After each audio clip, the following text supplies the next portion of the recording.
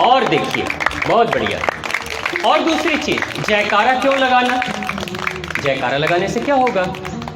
जयकारा लगाने से एक अद्भुत घटना घटती है आपके जीवन में। आप अपने पूरे शरीर को ध्यान से देख लीजिए, अपने पूरे शरीर को। आपका शरीर 5 हिस्से में बट जाएगा। आपका शरीर, आप ध्यान से देखिएगा, मेरे शरीर को मैं अलग अलग कर रहा हूँ, इसको अलग अलग शरीर कर दूंगा, ठीक है? हाँ, ये मत समझ ली कि हम अपन गर्दन में है रख दें, खाली बताओ तनी। मेरा गर्दन यहाँ से एक हिस्सा है, एक हिस्सा, एक नंबर ये, इसके बाद दूसरा नंबर यहाँ छाती से ठीक नीचे ये हिस्सा, ये 2 है। तीसरा नंबर ठीक कमर, ये 3 नंबर। कमर से ठीक नीचे घुटना 4 नंबर, और इससे नीचे पैर का तलवा 5। 5 हिस्से में ये पूरा शरीर बटा हुआ है, और 5 ही तत्वों से शरीर बना होता है। कितने तत्वों से बेटा? कौन कौन सा तत्व किसी बच्चे को याद है? 5 तत्व कौन से होते हैं?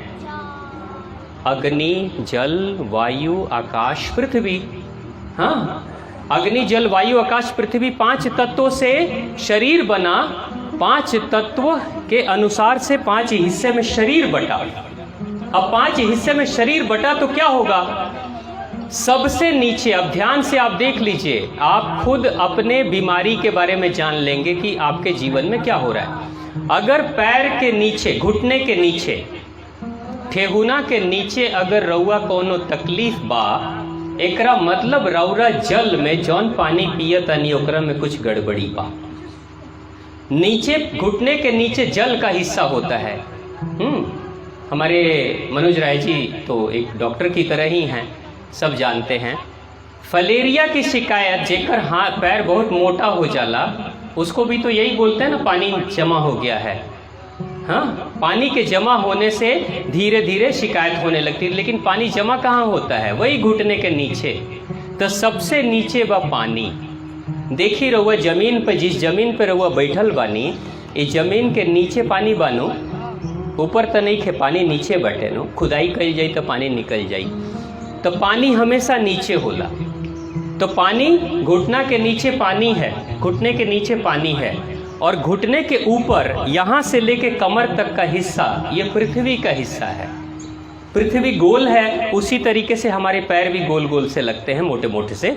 तो यहाँ से लेकर पृथ्वी का हिस्सा है। अगर घुटने से लेकर कमर तक के बीच में अगर आपको कोई तकलीफ हो रही है, इसका मतलब आपका खान पान गड़बड़ है। साइटिका की समस्या होला। साइटिका को यहीं से शुरू होता है ना। जो माताएं बहनें, जो बाबूजी लोग बहुत तेल मसाला और खूब बढ़िया जीभ को पसंद आने वाला भोजन करते हैं, जिनको गैस की समस्या होती है, जिनका पेट साफ नहीं होता, उनको साइटिका पकड़ लेता है। यही साइटिका यहीं से पकड़ता है, यहाँ तक पकड़ लेता है, होता है ना। खान पान में अगर सुधार कर देंगे तो साइटिका की समस्या खत्म। तो हैजा से हैजा में अगर कोनो दिक्कत बाटे तो खाना पीना ठीक कर ली। तेल मसाला वाला मत खाई, ज़्यादा लाल मिर्च पाउडर का इस्तेमाल मत करी। रउआ लोग लाल मिर्च पाउडर डाले नहीं सब्जी में? कितना लोग के घर में पड़ेला लाल मिर्च पाउडर पड़ेला? ये देखो, ये लोग पढ़ते, ये लोग डालते हैं लाल मिर्च पाउडर। तुम लोग डालते हो लाल मिर्च पाउडर? 21 घर के बच्चे हैं। कौन है तुम्हारी माँ? तुम्हारी माँ कहाँ है? उधर है। बाबूजी हैं यहाँ? नहीं है, कोई नहीं है, तभी ना बोल रहा है। आई कर हम डालते नाक कटवा देगा। लोग कहेंगे कि माता पिता बड़ा शोषण करते हैं इसका, इतने छोटे बच्चे से खाना बनवाते हैं। हाँ? लाल मिर्च पाउडर अगर रउआ गैस के समस्या, सर के दर्द, सीना में जलन, खट्टा डकार, हाँ, साइटिका के समस्या, कमर के दर्द, घुटना के दर्द से मुक्ति पावे के बाद तो लाल मिर्च के कभी मत डालें। पाउडर तो बिल्कुल ही ना। पाउडर में जानता नहीं का होला, जौन उपिसाला नु लाल मिर्च, वो कभी ना गलेला। ओकर छिलका जाकर पेट के आंत में चिपक जाला, पेट के दीवार में, और जहाँ चिपकेला वही जलावेला। चूँकि मिर्च बाटे, ओकर गुण में जलावे को जलावेला, जौना आंत में चिपक जाला ओकरा के सड़ा देला, वही जगह घाव हो जाला, बाद में कैंसर भी हो जाला। तो लाल मिर्च पाउडर का कभी इस्तेमाल मत करें। अगर मिर्च डाले के बाद हरा मिर्च डाल लें, और अगर हरा मिर्च भी नहीं के लाल मिर्च डाले के बाद तो पीस के कभी मत डाले, खड़ा डाल देम। खड़ा डालेम तो सब्जी जब खाए के बारी आई तो खड़ा निकाल लेम। हाँ, रस तो निकल आया लेकिन मिर्च तो बाहर आ गई, मिर्च तो नहीं खा रहे ना। तो इसलिए ध्यान रखिए कि घुटने से लेके कमर तक में अगर कोई गड़बड़ी है तो आपके खान पान को बदल दीजिए।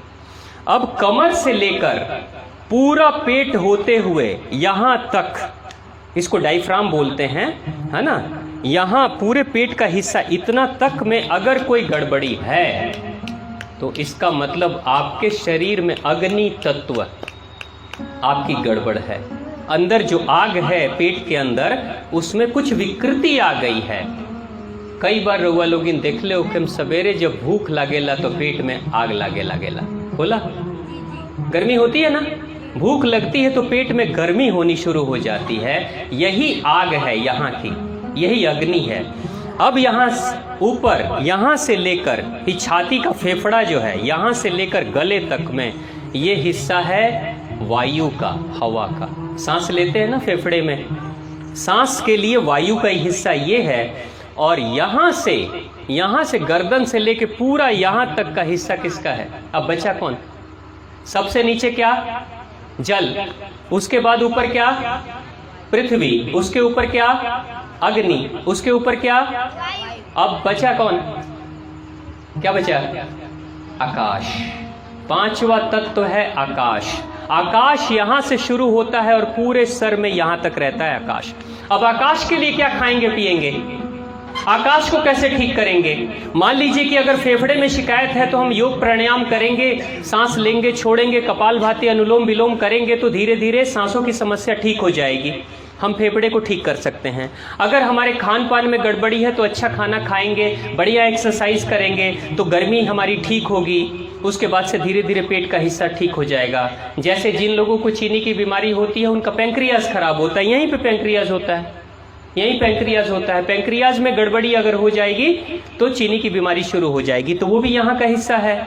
इसलिए जो आदमी, अगर किसी को चीनी की बीमारी है, शुगर की समस्या है, तो एक नियम अपना ले। अगर आप बीमारी से छुटकारा पाना चाहते हैं, आप में से किसी को शुगर की समस्या है? यहाँ नहीं है ना? बहुत बढ़िया। हाँ, तो शुगर की समस्या किसी को नहीं होनी चाहिए, लेकिन अगर किसी को हो गई तो सबसे अच्छा उपचार मैं बता रहा हूं। शुगर की समस्या, हाँ, शुगर की समस्या उस इंसान को होती है जिसके शरीर से पसीना नहीं बहता है। हम आपको बता रहे हैं, बिहार में एक आदमी से मेरी मुलाकात हुई थी। 60 साल के उम्र में डॉक्टर साहब ने कहा कि आपको शुगर हो गया। मारवाड़ी हैं, बिजनेसमैन, व्यापारी, शुगर हो गया है। अब शुगर हो गया तो क्या करें? दवाई खाने की जरूरत पड़ेगी। तो वो बोले कि भाई हम दवाई नहीं खाना चाहते हैं, लेकिन हम शुगर भी ठीक करना चाहते हैं। तो डॉक्टर साहब ने बोला कि शुरुआत में दवाई खा लीजिए, कुछ दिनों के बाद ठीक होगा। लेकिन कुछ दिन खाए तो भी ठीक नहीं हुआ। उस इंसान को किसी ने बोला कि अगर चीनी की बीमारी ठीक करनी है तो मेहनत करना शुरू कर दो। 60 साल का आदमी रोज सुबह में 5 बजे अपने घर से निकलता है, आज भी 5 बजे अपने घर से निकलता है और 7 बजे लौट कर आता है। जब वो आदमी 7 बजे लौट कर आता है तो सर से लेके पूरे पैर तक उसके सारे कपड़े पसीने में भींगे रहते हैं, यानी इतना तेज चलता है। और 60 साल के आदमी की चाल ऐसे होती है कि उस सड़क पे नौजवान भी जो चलते हैं उसे पीछे ही रहते हैं। वो चलता कम है, दौड़ता ज्यादा है। दौड़ता भी नहीं है, चलता भी नहीं है। समझ लीजिए कि न दौड़ रहा है न चल रहा है, बीच में चल रहा है वो। यानी कि उसकी एड़ी जमीन पे सटती नहीं, पंजे पंजे पे चलते रहता है, इतनी तेजी से चलता है। 2 घंटे चलता है, पसीना पसीना, पसीने से नहा के चला आता है। आज 5 साल से ज्यादा हो गई उस इंसान को शुगर की समस्या बिल्कुल ठीक, बस पसीना बहाना शुरू कर दिया। तो मेहनत करने से ये जो क्षेत्र होता है पेट का वो ठीक हो जाता है। अग्नि बढ़ गई तो ठीक हो जाएगा। तो अग्नि को आपने बढ़ाना हो तो इस क्षेत्र को ठीक करो, मेहनत करो, एक्सरसाइज करो, पसीना बहाओ। सांस लेकर इसको ठीक कर दोगे, खान पान को ठीक करके जंघा वाला हिस्सा ठीक कर दोगे और पानी को शुद्ध करके नीचे ठीक कर लोगे। लेकिन इसको ठीक करने के लिए क्या करोगे? आकाश के लिए क्या खाएंगे, क्या पिएंगे? आकाश कहाँ है? आकाश को ठीक करना है तो एक ही उपचार है, ध्वनि।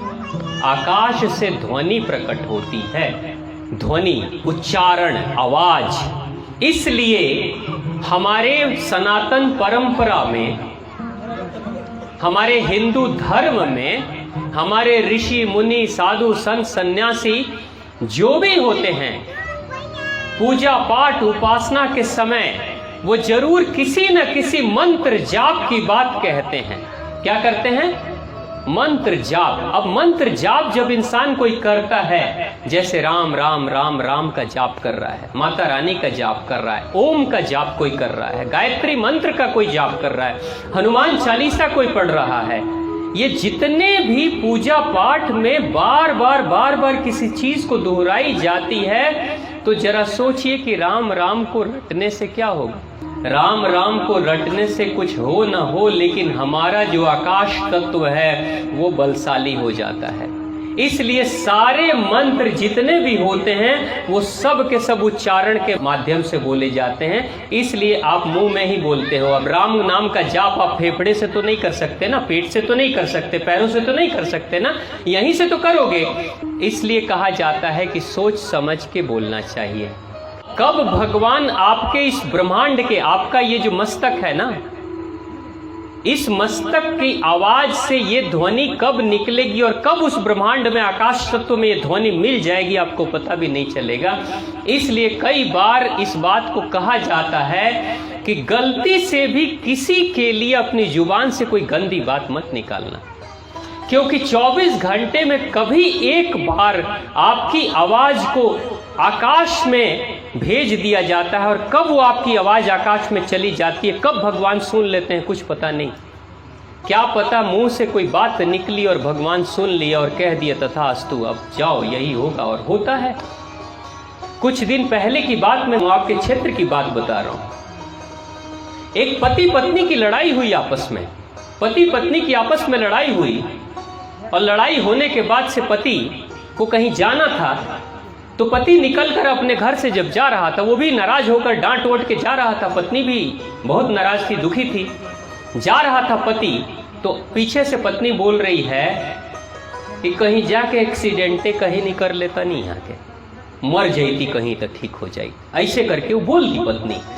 और ये ज्यादा दिन की नहीं, ये 1 साल पहले की बात मैं बता रहा हूं कि कहीं मर जाती तो ठीक हो जाए, बोल दी। और यही का जो हाईवे है ना, उस पे ट्रक के नीचे आके पति की मौत हो गई उसी दिन। पत्नी बोली और उसी दिन पति मर गया। इसलिए कहा जाता है गलती से भी अपनी जुबान से कोई बात मत निकालिए, क्योंकि जुबान की जो बात निकलती है, जब राम नाम के मंत्र को भगवान सुन लेते हैं और जीवन में कल्याण कर लेते हैं, जब गायत्री के मंत्र को सुनकर भगवान कल्याण करते हैं, आशीर्वाद देते हैं, तो आपके श्राप को सुनकर आशीर्वाद नहीं दे देंगे, कहेंगे तथास्तु, तुम्हारे मन में यही है तो चल यही होगा। कब सुन लेंगे भगवान कुछ पता नहीं। सोच समझ के बोलना चाहिए। कई बार माताएं नाराज होती अपने बच्चों से, ऐसी बात करती है जो कि उसको नहीं करना चाहिए, है ना। मर जाता क्यों नहीं है, कुछ करने क्यों नहीं लेते हैं, कभी मत बोलिएगा, क्योंकि कब आपकी बात सुन ली जाएगी आपको पता भी नहीं चलेगा। लेकिन जैसे तीर कमान से निकल जाता है वापस नहीं आता, वैसी बोली और गोली निकल जाने के बाद दोबारा वापस नहीं आती। सोच समझ के बोलना चाहिए। यही कारण है कि यहां से ऊपर इसको ठीक करने के लिए, अब कथा में होता क्या है, कथा में हम आपको पानी तो पिलाएंगे नहीं, बहुत प्यास लगेगी तो हो सकता है आयोजक आपको पानी दे देंगे, भोजन तो बैठा के कराएंगे नहीं, एक्सरसाइज तो कराएंगे नहीं, यहाँ पे योग प्राणायाम तो बैठ के करेंगे नहीं। तो जितने भी 4 तत्व हैं इसमें तो कुछ भी आप नहीं कर रहे हैं ना। तो आप कर क्या रहे हैं? 2 ही काम कर रहे हैं, एक तो ताली बजा रहे हैं, दूसरा जयकारा कर रहे हैं। ताली बजाकर 70,000 नस नाड़ियों को ठीक करके अग्नि तत्व को आपने बढ़ा दिया, और भगवान का जाप करके, उच्चारण करके, जयकारा करके आपने आकाश तत्व को ठीक कर दिया। दिमाग ठीक जिसका हो जाएगा वही गणपति गणेश होता है, क्योंकि भगवान गणपति गणेश दिमाग के देवता हैं, विवेक के देवता हैं। प्रेम से बोलिए भगवान गणपति गणेश की, महादेव भगवती की जय।